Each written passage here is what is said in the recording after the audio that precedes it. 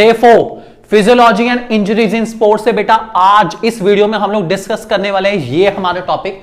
ध्यान से देख लीजिए इस वीडियो में कौन कौन से टॉपिक है, अच्छे से ये सारे टॉपिक आपको समझने हैं। और फिजिकल एजुकेशन के फाइनेस्ट नोट्स के लिए और सैंपल पेपर के लिए बेटा हमारा कोर्स आ चुका है, बहुत अमेजिंग है। इसका लिंक आपको डिस्क्रिप्शन में मिल जाएगा। अभी जाइए 299 में यार 11 सैंपल पेपर है, वो भी मार्किंग स्कीम के साथ। मैंने खुद वीडियो से समझाए भी है सैंपल पेपर, और क्या चाहिए यार। और मोस्ट अमेजिंग नोट्स के लिए जल्दी से जाइए हमारी ऐप पर और डाउनलोड कीजिए हमारे सारे नोट्स और एनसीईआरटी की पीडीएफ भी फिजिकल एजुकेशन के लिए।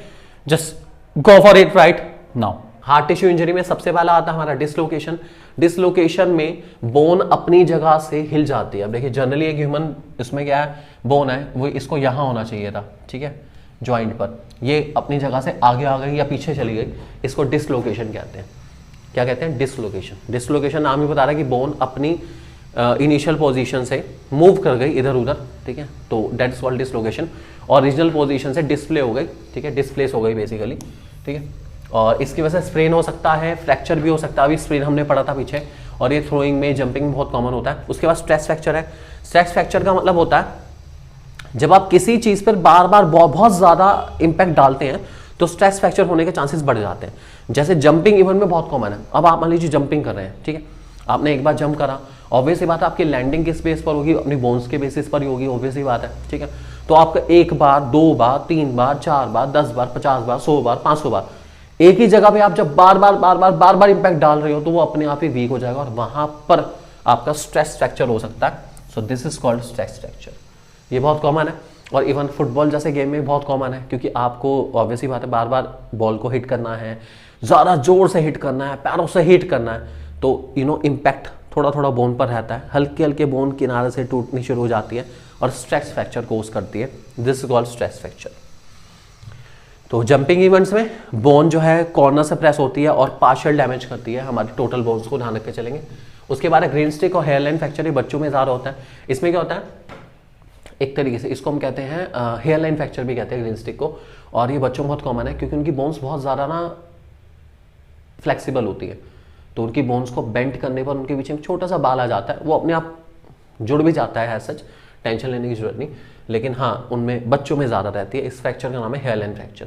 तो हेयरलाइन का मतलब एक छोटा सा बाल, बहुत हल्का सा, एक तरीके से हम कह सकते हैं कि अलग नहीं हुई बोन, जुड़ी भी है लेकिन बहुत हल्का सा उसमें एक स्क्रैच आ गया, ध्यान रख के चलेंगे। उसके बाद है कम्युनिटिव फ्रैक्चर। कम्युनिटिव फ्रैक्चर हुआ है जिसमें बोन 2 या 3 पीसेज या उससे ज़्यादा पीसेज में टूट जाती हैं, उसको हम कहते हैं कम्युनिटेड फ्रैक्चर। इसमें बोन के 2 टुकड़े, 3 टुकड़े, 4 टुकड़े, कुछ भी हो सकता है। ऐसे फ्रैक्चर को हम कहते हैं कम्युनिटेड फ्रैक्चर। नाम ही खतरनाक है।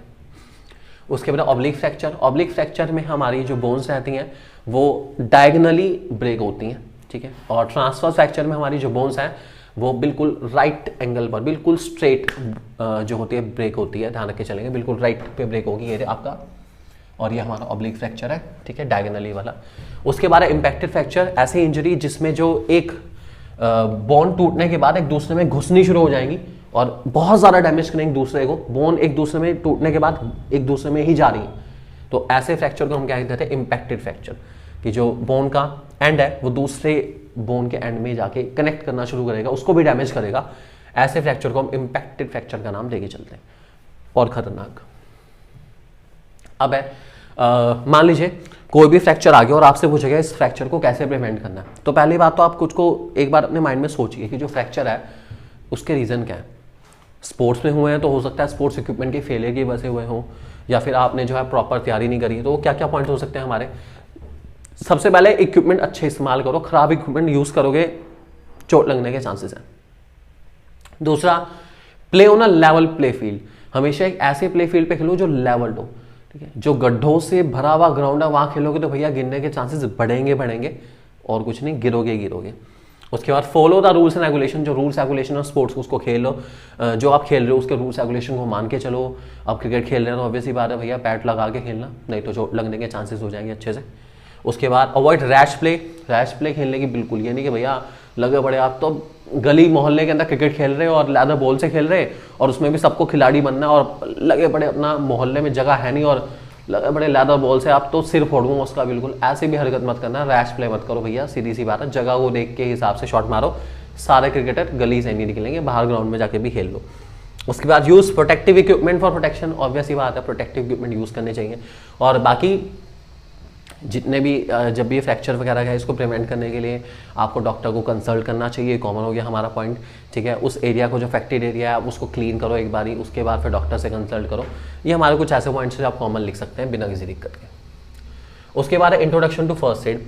देखिए बहुत सारे बच्चों को ऐसा लगता है कि फर्स्ट एड वाला टॉपिक हमारे कोर्स में नहीं है, लेकिन अगर आप स्पोर्ट्स को अच्छे से देखें तो इस चैप्टर के लर्निंग ऑब्जेक्ट में फर्स्ट एड के बारे में लिखा हुआ है कि फर्स्ट एड बच्चों को करके जाना है, ठीक है। जो टॉपिक्स हैं उनमें जो फ्रैक्चर और sprain, soft tissue, hard tissue injury उसको क्योर करने के लिए फर्स्ट एड इंपॉर्टेंट है, इसलिए फर्स्ट एड को रीड करके जाना ही जाना है, छोड़ना मत बिल्कुल भी। कहीं इसके ऊपर क्वेश्चन आ गया तो एग्जाम में आने के बाद आप ये नहीं कह सकते कि नहीं दे रखा था, सिलेबस में मेंशन कर रखा है, आप सिलेबस में इसको चेक भी कर सकते हैं, फर्स्ट एड के बारे में मेंशन करा गया है, ठीक है। तो फर्स्ट एड बहुत सिंपल है, थियोरेटिकल टॉपिक है बिल्कुल हमारा वाला। फर्स्ट एड कॉम्बिनेशन है कुछ ऐसे सिंपल प्रोसीजर्स का, ऐसे कुछ एप्लीकेशन का जो कि कॉमन सेंस की हैं, जो कि दी जाती है विक्टिम को before starting the medical treatment. Medical treatment से पहले जैसी चोट लगती है किसी इंसान को तो डॉक्टर के पास ले जाने से पहले आप क्या क्या चीजें कर सकते हैं उसको कहते हैं first aid. The first have given to a victim is called first aid, ठीक है।